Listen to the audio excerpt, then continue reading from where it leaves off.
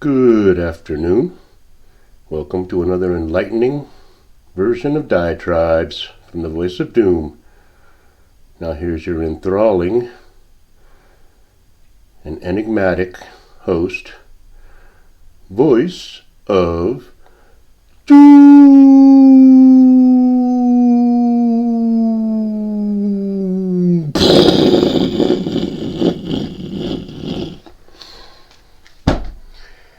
Hello. I have to go to work in about 45 minutes, and I'm working for free for tips, playing the piano. So I promised my fans over there that I would work from 5 to 8 on Tuesdays, entertaining, and so I have to go soon, but I thought I'd do a quick diatribe before I do that. I wanted to be a little more helpful rather than complain about everything all the time. So I thought I would give you a little bit of information, a little bit of doctrine of the Buddhist faith, namely Nichiren's Buddhism, which I adhere to. I want to give you some concepts in order that when I talk later that you can understand where I'm coming from when I say certain things. So let's start with something basic called the 10 worlds, Jikai. 10 worlds. This is a Buddhist concept that indicate 10 life conditions which a single entity of life manifests in the course of the flow of time. Any entity, not just people. The major factor is the postulation of the 10 worlds is the subjective sensation experienced by the self in the depths of an individual life. Okay, that just means what condition of life you're in from moment to moment. I will get into it more deeply later. But let's talk about the 10 worlds. The first and the lowest is the state of hell. In a nutshell, that's the worst possible condition you can be in. Everything's bad, you're in despair, you're suffering constantly. There's many people that are in that world. Second world is the world of hunger. Now that's where you are in want all the time. You're always either hungry or you're always striving for more. No matter how much you have, you need more. The third world is a state of animality.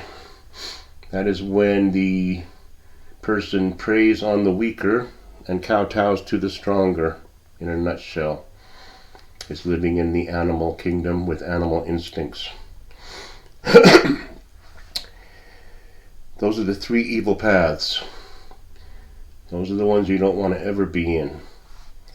The fourth is a state of anger. That is when you are angry all the time, kind of like me.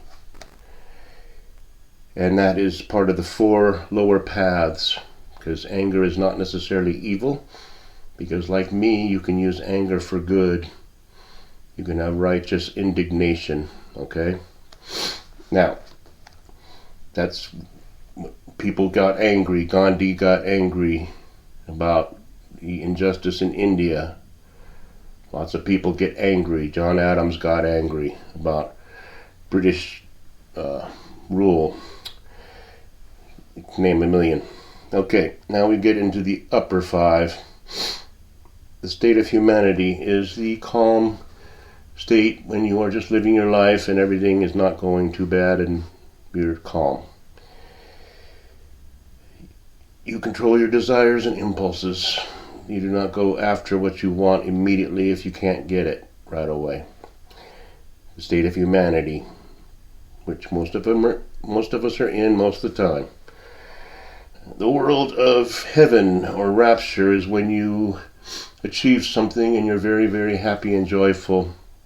You're transcending above the calmness of humanity and into a state of bliss where you might have won a jackpot or You might have had your first child born or whatever.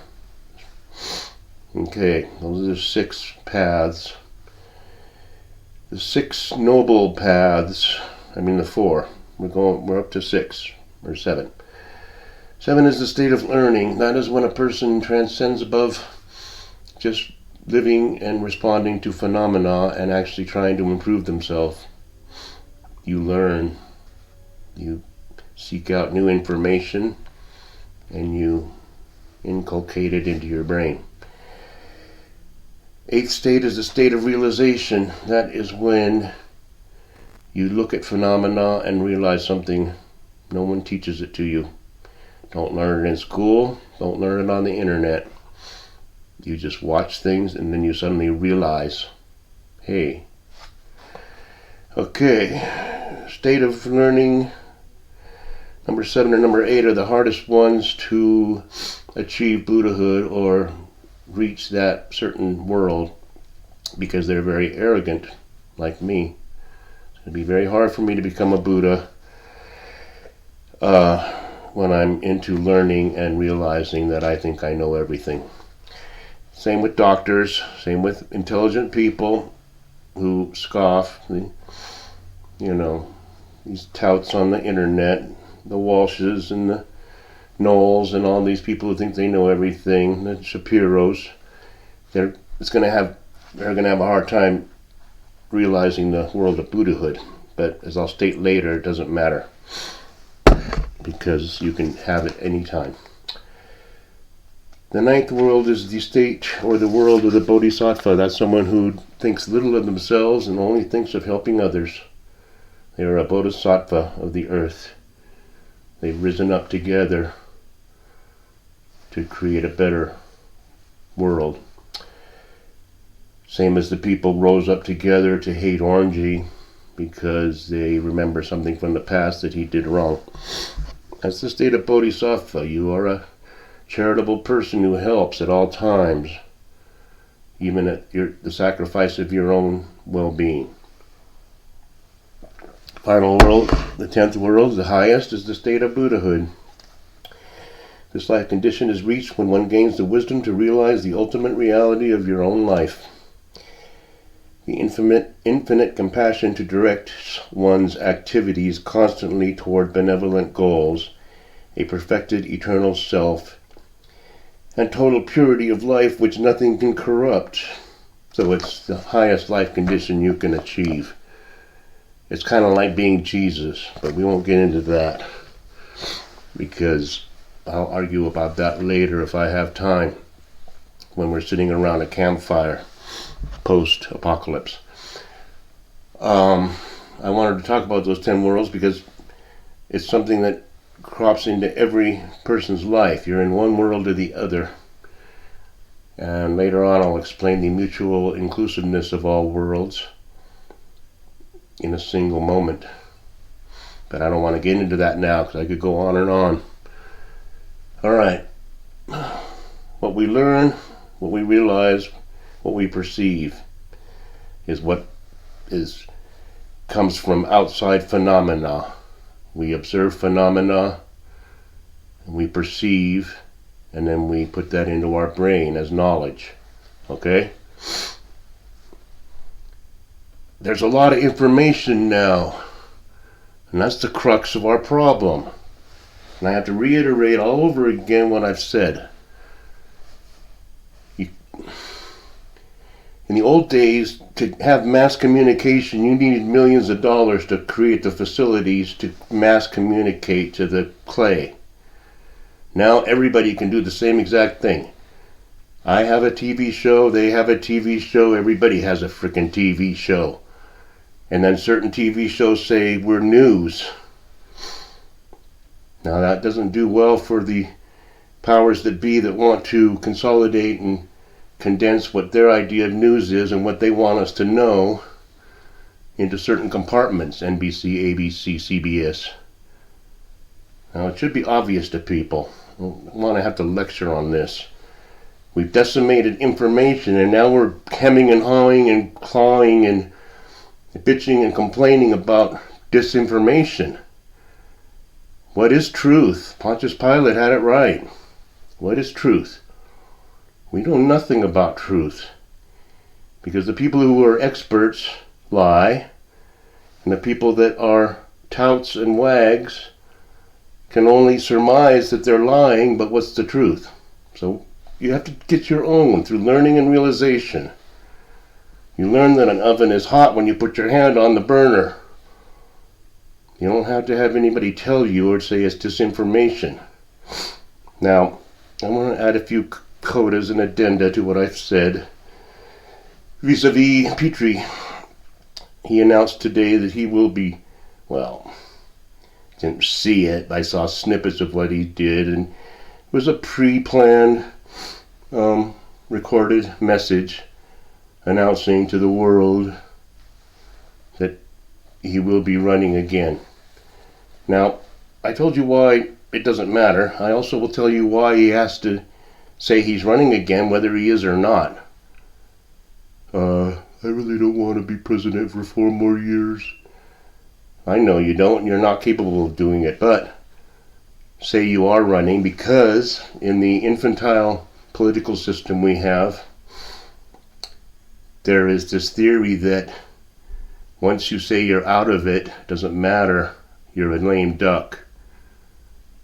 If Petrie or if Kennedy or if any of those guys had said on his inauguration speech for his first term, and it said, I promise I'm not going to run for a second term, he would be considered a lame duck for his entire presidency. That's how they do politics. You're a lame duck when you say you're out of the picture, even though you're still in the picture. It's obvious. So he has to say he's running, whether he's not, or he could have terminal something and know it, and still say he's running. Because the minute he says he's not running, that means he's a lame duck. And lame ducks get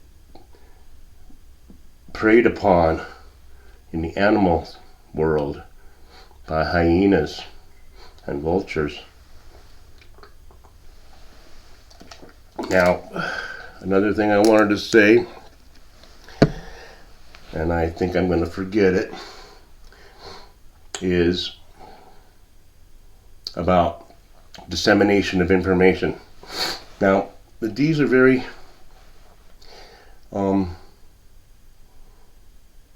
conniving as far as thinking if we had more blue states, then we would win every time. Now, if you have all your adherents and all your apparatchiks condensed in certain areas, big cities, coastal cities, and not dispersed throughout the greater, what used to be the United States, which is now a desolate wasteland of bacteria. Now, you want to decimate, you want to proselytize, propagate your ideology throughout the wasteland. So what do? You send in immigrants, which you racistly assume will vote D, send them into the red states, and then the blue people who are sick of their blue cities because they're paying through the nose to live in a cesspool of crime move out. They take their ideology with them to Wyoming or to Arizona or to Idaho. Yeah, we're leaving because the city's a mess because of liberal policy, so we'll go and vote liberal in Idaho. It's another way of spreading and propagating. But has it ever occurred to them that by Tucker being fired, they are propagating other outlets? Because Tucker is going to get another outlet, and then people will watch them. So they won't be condensed into Fox News. Let's have all the right-wing paleo-conservatives on Fox News and nowhere else. No. Put Tucker on Blaze, put Tucker on Newsmax, put Tucker on any other thing. People watch that more. And it spreads. So I gave you a lot of brilliance there. I got to be pretty happy with what I just said. And I'm going to teach you more about Buddhism because it's the key to our salvation. And Jesus knows it. So we'll leave it there. Goodbye.